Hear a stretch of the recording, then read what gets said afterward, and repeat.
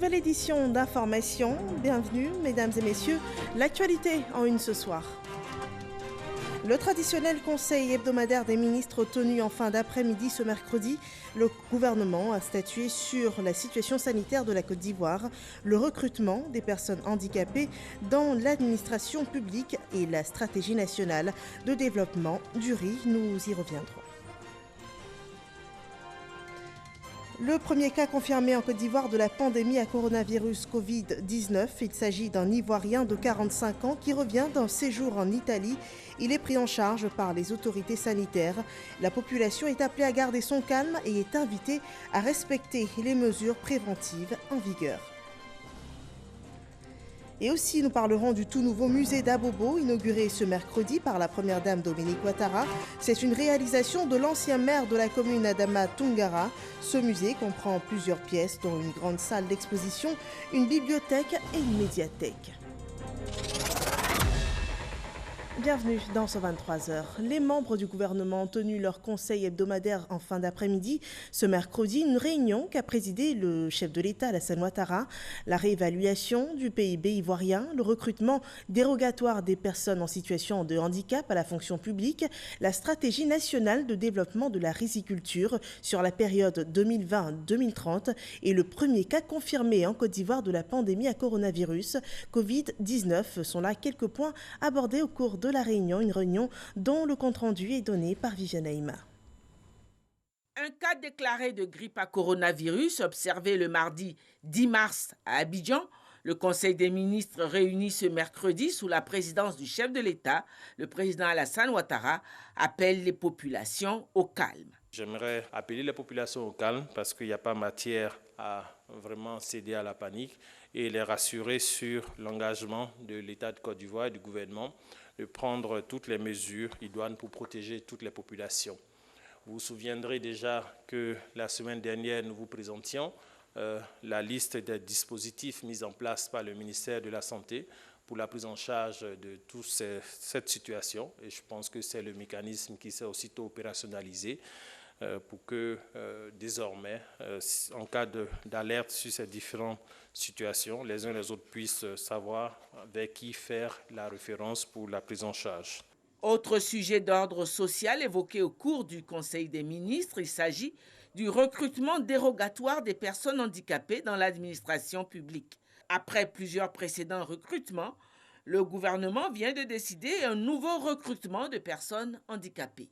Dans le cadre de la mise en œuvre du PS-Gouv, le Conseil a décidé de rééditer le recrutement dérogatoire de personnes en situation de handicap à la fonction publique au cours de l'année 2020. Depuis 2011 à ce jour, les différents gouvernements du président Alassane Ouattara ont intégré plus de handicapés dans l'administration que les précédentes années depuis les indépendances. Donc c'est assez exceptionnel, il faut le relever avec force. En 2015, nous avions 300 personnes qui avaient été intégrées. En 2018, 158 personnes. En 2019, 200 personnes. Donc la tendance est là et la vision est là pour ne pas laisser des personnes de qualité, nonobstant leur handicap, des personnes de qualité sur le banc de la société. Et je relève encore une fois qu'il s'agit de personnes de tout niveau, depuis le grade D1, qui est le grade de départ dans l'administration, jusqu'en A4, qui adresse principalement les cadres de l'administration. Et ils sont concernés toutes sortes d'handicaps, que ce soit l'albinisme, le bégaiement, les handicaps auditifs, moteurs, psychiques, visuels et de petite taille. Tout le monde est concerné. La question de la relance de la production nationale de riz a constitué un point important de ce Conseil des ministres. La stratégie nationale de développement du riz adoptée en 2012 par le gouvernement a été revue. Une nouvelle stratégie nationale pour la période 2020-2030 vient d'être adoptée avec pour objectif faire de la Côte d'Ivoire un pays autosuffisant en riz et même exportateur de riz. Nous sommes passés de 980 000 tonnes de riz blanchi en 2012 à près de 1,2 million en 2013 et 1,3 million en 2014 et 1,4 million en 2015. Ce sont des pentes de progression assez significatives qu'il faut relever. Il a été observé malheureusement une légère baisse à partir de 2015. Nous sommes descendus à 1,3 million. Nous tirons toutes les leçons de la précédente stratégie et nous nous développons positivement sur la deuxième tranche 2020-2030, avec bien sûr à l'horizon l'autosuffisance en matière de riz pour l'État de Côte d'Ivoire. Les changements notables apportés dans le cadre de la SNDR 2020-2030 portent pour l'essentiel sur le passage progressif de la riziculture traditionnelle à une riziculture moderne. Et la priorité est désormais accordée au secteur privé qui devient moteur du développement de la filière riz, et sans oublier que le financement de l'irrigation devient l'affaire désormais du secteur privé, avec un soutien en arrière de l'État de Côte d'Ivoire et certainement la réduction des variétés de semences au plan national, de sorte à ce qu'on puisse les dupliquer de façon nationale et que la rentabilité soit garantie pour les producteurs, mais aussi pour notre économie. Le Conseil des ministres de ce mercredi 11 mars s'est tenu de 17h à 18h45. Un Ivoirien de 45 ans de retour d'Italie a été testé positif au nouveau coronavirus Covid-19. Ce premier cas confirmé de coronavirus en Côte d'Ivoire est pris en charge au CHU de Trècheville.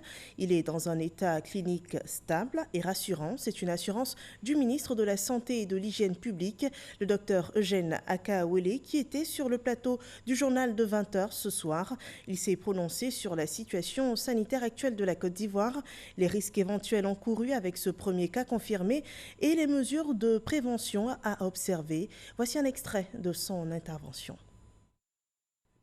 C'est un événement, bien entendu, qu'il convenait de porter à la connaissance des Ivoiriens. Et il convient de préciser ici que le malade se porte relativement bien. Son état est stable, c'est rassurant. C'est un Ivoirien, justement, c'est un athlète. Il est même entraîneur d'une équipe de football. Et il est parti de la Côte d'Ivoire pour l'Italie le 27 février. Il est resté donc en Italie du 27 février au 6 mars.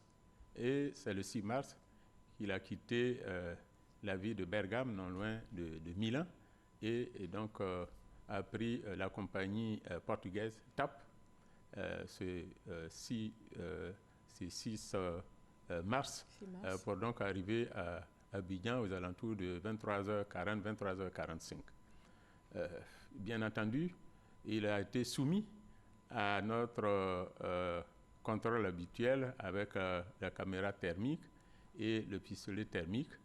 Mais il se trouve que le malade avait pris du paracétamol lorsque il a eu son état un état de fièvre. Il faisait un peu de fièvre là-bas avant de partir.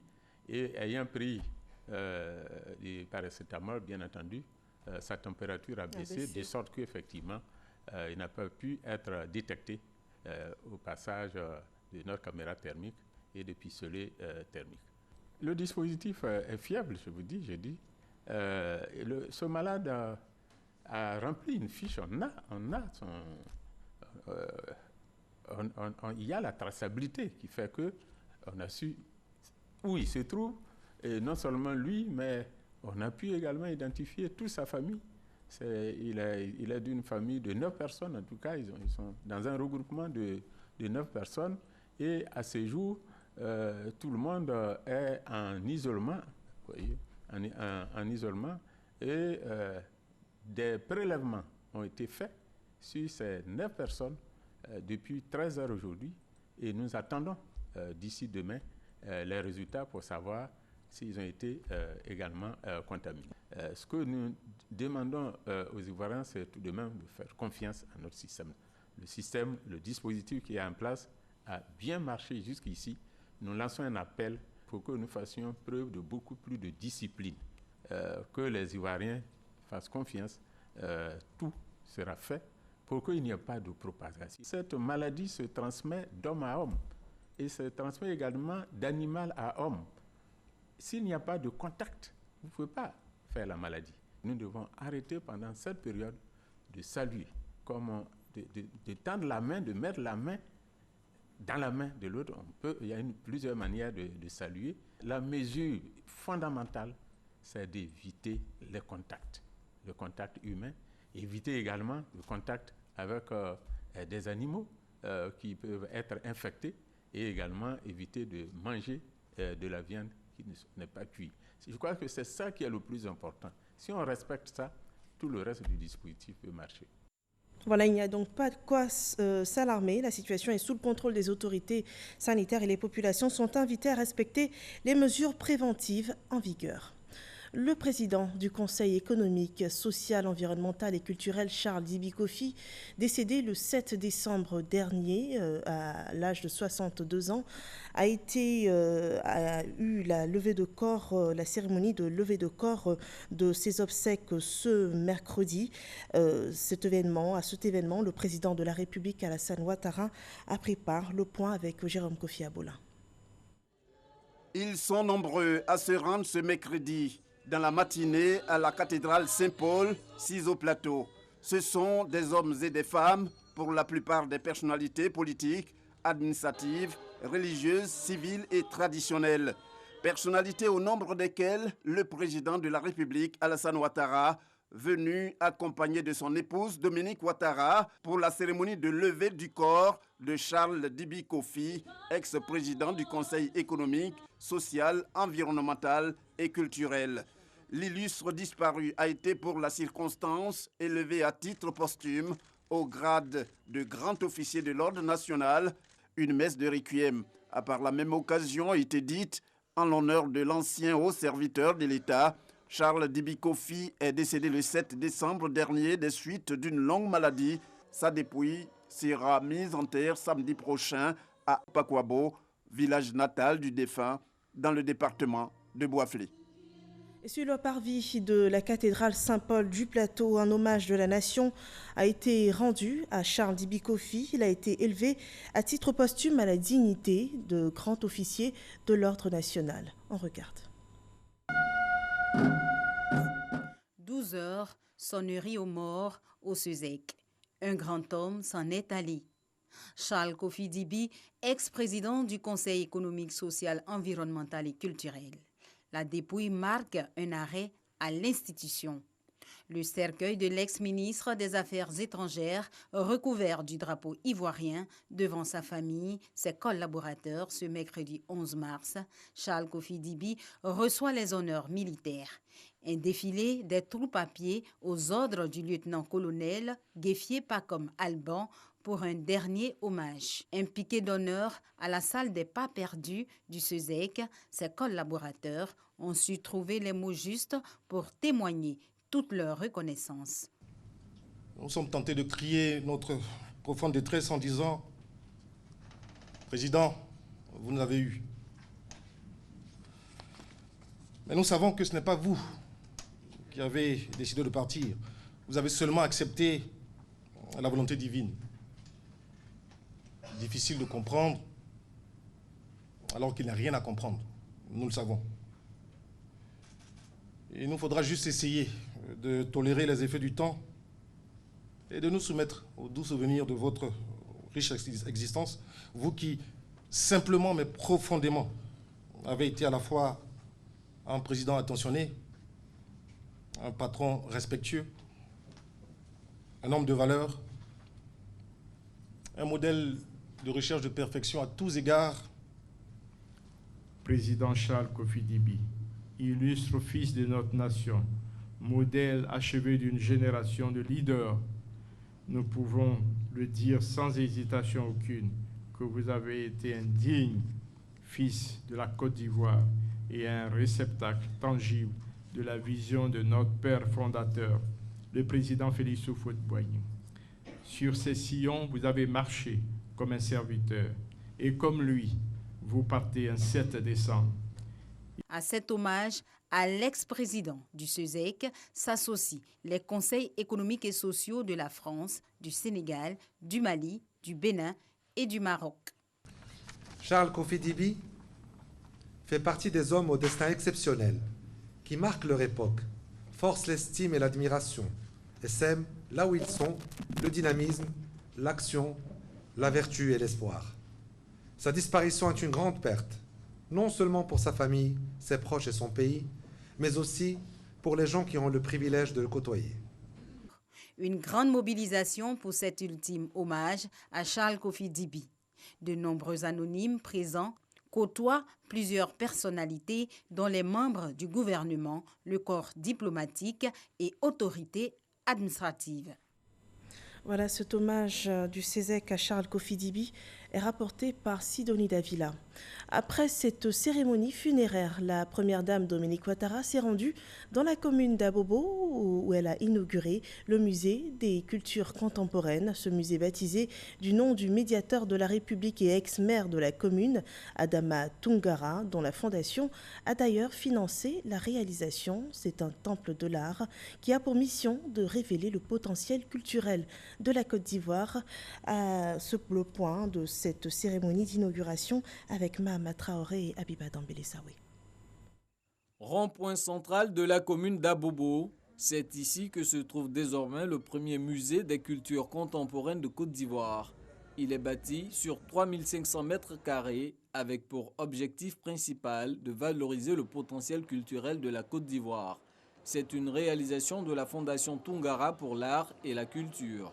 Quand il est apparu à la Fondation Toungara pour l'art et la culture que dans les domaines de la peinture, de la sculpture, de la danse, de la musique, Abobo a compté et compte des noms qui inspirent les jeunes d'ici, de toute la Côte d'Ivoire et du monde. Nous avons pris à cœur de créer les conditions minimales d'une immersion des jeunes du quartier dans un environnement propice à la maturation et à la manifestation de leur créativité. Tout est parti d'un rêve, celui d'un collectionneur d'œuvres d'art en la personne d'Adama Toungara, le médiateur de la République. Pour cette passion pour l'art et la culture, l'ex-maire de la commune d'Abobo a été élevé au rang de commandeur dans l'ordre du mérite culturel. Il rêvait de construire un musée. Il hésitait. Je demandais quelle était la pertinence dans un monde, surtout maire d'Abobo, un quartier présenté comme en attente d'assistance matérielle. Maurice, est-ce qu'un musée à Bobo, ça va faire du bien? Est-ce que ça va plaire? Est-ce qu'ils ne vont pas se plaindre? Je dis, grand frère, tonton, offre ce musée. Ce musée donnera plus à manger que quiconque. La première dame de Côte d'Ivoire ne dira pas le contraire. Elle voit en ce musée un outil de développement de la commune d'Abobo. Ouvrir un musée, c'est préserver l'œuvre patrimoniale, mais aussi l'enrichir, la valoriser et la diffuser. Situé au cœur d'Abobo, l'une des communes les plus peuplées du district d'Abidjan, ce musée offre ainsi un large accès aux populations, à la culture en général et plus spécialement à la culture contemporaine. Quand l'on connaît la richesse et la diversité de l'art contemporain dans le monde et en Afrique, l'on comprend aisément le bien fondé de ce musée. C'est pourquoi une large part y sera faite aux œuvres modernes et traditionnelles de Côte d'Ivoire. Aussi, je salue cette belle initiative de mon cher frère Adama Toungara et je le félicite pour avoir conçu et réalisé ce magnifique musée. Prête-moi ton rêve, c'est le nom de l'exposition inaugurale à découvrir au musée des cultures contemporaines Adama Toungara d'Abobo. En plus de la salle d'exposition, le musée propose aussi au grand public une salle de spectacle, une bibliothèque et une médiathèque. Et sachez aussi que l'ouverture de ce musée a eu officiellement lieu ce soir avec cette exposition « Prête-moi ton rêve ». L'Union européenne engagée à soutenir le processus électoral en Côte d'Ivoire, un serment qui a été réaffirmé hier à la Maison de la Presse où la question de la contribution de l'Union européenne pour des élections présidentielles apaisées en Côte d'Ivoire a fait l'objet d'une conférence de presse animée par l'ambassadeur européen Jops von Kirchmann. Notre reporter Issa Yeo, qui a assisté à la rencontre, nous en donne les conclusions. Jops von Kirchmann à la Maison de la Presse, au plateau. L'ambassadeur de l'Union européenne en Côte d'Ivoire était l'invité du Press Club de l'UNDCI Union nationale des journalistes de Côte d'Ivoire. Le thème de ce rendez-vous, élection présidentielle apaisée en Côte d'Ivoire, la contribution de l'Union européenne. Il était important que pour une année électorale du 2020, il fallait marquer le coup en invitant un tel invité d'envergure. C'était important. Voilà. Tous les Ivoiriens, autant qu'ils sont, quelle que soit leur origine, ils veulent que ces élections soient apaisées. Et qui d'autre mieux placé que le représentant de l'Union européenne pour discuter de cela avec les journalistes de la presse nationale et internationale. Rapport de l'ambassadeur de l'UE avec les autorités ivoiriennes et la société civile. Financement des projets en Côte d'Ivoire et bien d'autres sujets ont été l'occasion pour l'ambassadeur de l'UE en Côte d'Ivoire, dans un discours franc, d'expliquer le rôle de son institution en terre ivoirienne. Nous, forcément, on contribue à plusieurs niveaux. On contribue avec la société civile et financièrement pour amener les gens à pouvoir participer activement dans les élections. Après, on s'inscrit bien sûr aussi dans l'observation électorale, dont on va la mission d'évaluation qui va venir en juin. Et bien sûr aussi sur un plan diplomatique, avec des discussions qu'on a avec tous les acteurs, donc aussi bien le gouvernement que l'opposition.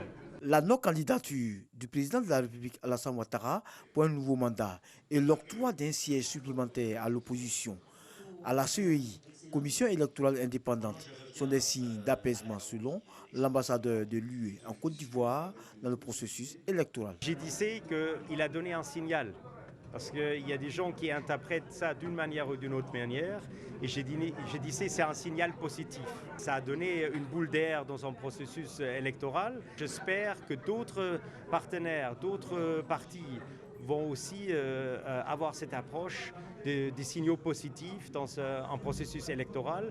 Et c'est cela qui va faire qu'on rentre dans un cercle vertueux et qu'on arrive réellement à des élections apaisées. Jobs von Kirchmann a mis à profit cet oral pour indiquer que le rôle de l'Union européenne n'est pas de faire intrusion dans le processus électoral, mais de l'accompagner sans être des donneurs de leçons. Pour l'ambassadeur de l'UE en Côte d'Ivoire, son institution est au service de tous les acteurs de la politique ivoirienne. Sur la scène politique, le RHDP tiendra demain à Abidjan son conseil politique. C'est une grande réunion pour laquelle le directoire du parti s'active vivement. Il souhaite réussir le pari de la mobilisation. Le directeur exécutif recevait dans ce cadre ce mercredi les élus que sont les députés, les maires, les leaders de jeunesse et les structures spécialisées appartenant au RHDP. Abdoulaye Koné nous en dit davantage. Avant le conseil politique du RHDP qui se tiendra dans quelques heures seulement, le directoire du parti multiplie les rencontres avec les militants de base, les élus et les structures spécialisées. Il s'agit pour les membres du parti de magnifier Alassane Ouattara. Certains hommes sont marqués par l'histoire, mais les grands hommes marquent l'histoire. Et le président Alassane Ouattara vient de marquer l'histoire de notre pays.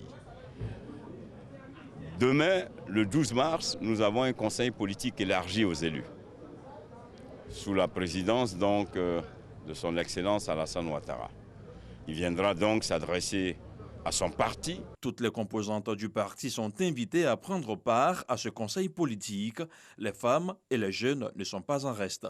La force des jeunes et l'engagement des femmes, les deux conjugués, doivent non seulement faire triompher le RHDP, mais maintenir son dynamisme, sa fraîcheur et dire que le sens de la responsabilité au regard des responsables qui composent le RHDP, dire que ces responsables sauront encadrer les jeunes et les femmes pour que dans cette dynamique, nous puissions donc gagner les élections.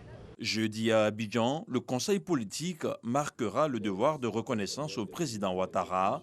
Ce dernier devrait donner des orientations à suivre pour la bonne marche du parti pour les prochaines élections. À présent, cette brève sur les travaux du Sénat. Le projet de loi portant révision de la Constitution a été adopté par le Sénat ce soir par 81 voix contre 16. La séance s'est ouverte à 17h. Elle était présidée par le président de l'institution, Jano Aossou Kouadio, avec 84 sénateurs présents, 13 excusés et 2 absents. Toujours sur la scène politique ivoirienne, dans le nord de la Côte d'Ivoire, Natio Kobadara, un quartier de Korogo, a rendu hommage au Premier ministre Amadou Gon Coulibaly. Une cérémonie d'hommage pour témoigner des réalisations, des actions de développement accomplies par le Premier ministre dans cette localité. Le point avec Ami Sissoko. Natio Kobadara. Ce village s'est développé au point de devenir aujourd'hui un quartier de Korogo. Les populations sont unanimes. Leur fils Amadou Gon Coulibaly, le Premier ministre, a fortement contribué à l'amélioration de leurs conditions de vie. Les populations de Natio Kobadara, soutenues en cela par l'Alliance pour le changement APC, ont donc choisi de lui rendre hommage, de lui témoigner leur soutien. Lorsqu'on installait le chef de village, il nous avait promis la réhabilitation de l'ancienne route. 2 semaines après, ça a été fait. Il nous avait promis également, ce jour-là, la gestion de l'eau potable en Natio Kobadara. 1 semaine après, on a vu les travaux ont commencé. L'eau est partout. L'APC, l'initiateur de cette journée d'hommage, est un mouvement de soutien aux actions du président de la République Alassane Ouattara, du Premier ministre Amadou Gon Coulibaly et du RHDP.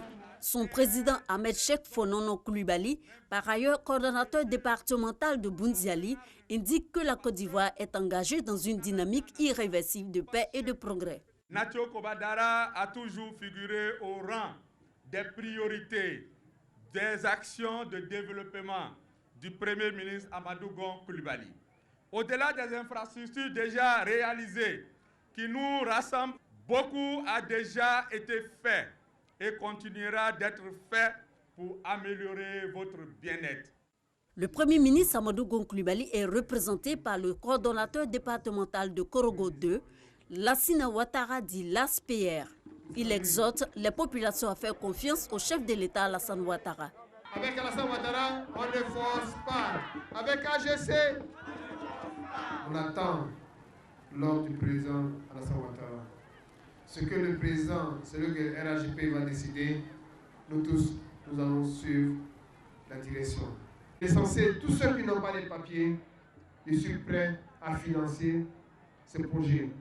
La cérémonie a enregistré plusieurs motions de soutien aux actions de paix et de cohésion sociale des populations.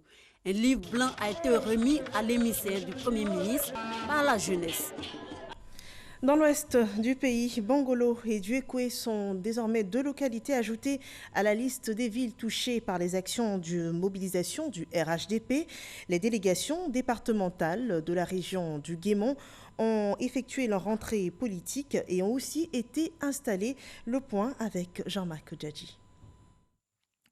De tous les villages de Bangolo et Duékoué, ils sont venus nombreux, les militants et sympathisants du RHDP, écoutez le message de paix et de cohésion du coordonnateur régional Seredo Célestin. Occasion saisie par le parrain pour lancer l'appel à la mobilisation du peuple du Guémont autour du RHDP. Le gouvernement doit multiplier les centres d'enrôlement. Nous sentons un réel engouement sur le terrain. Les parents aujourd'hui ont compris la nécessité d'être dans la paix, la nécessité d'aller au développement, celui vrai. Nous savons qui peut nous apporter le bonheur et le développement. C'est le président Alassane Ouattara et le RHDP. Pour assurer la victoire du RHDP dans le Guémont au soir du 31 octobre 2020, les délégués départementaux installés se disent prêts à relever le défi. Pour une meilleure mobilité des délégués et secrétaires généraux, afin de leur permettre de sensibiliser et mobiliser leurs militants, 17 motos ont été offertes par le parrain. Dans l'actualité hors de nos frontières, en Guinée, le référendum constitutionnel et les élections législatives n'auront pas lieu dimanche prochain, comme cela a été annoncé. Le pays est suspendu au rapport d'audit du fichier électoral des experts de la CEDEAO qui préconisent d'ailleurs d'écarter du fichier électoral 2,4 millions d'électeurs sans pièces justificatives qui figurent. Et en attendant, aucune nouvelle date n'a été fixée pour le double scrutin maintes fois reporté. Ce journal est terminé. Merci de nous avoir suivis. Je vous retrouve demain pour d'autres nouvelles sur RTI1. Bonne soirée à vous.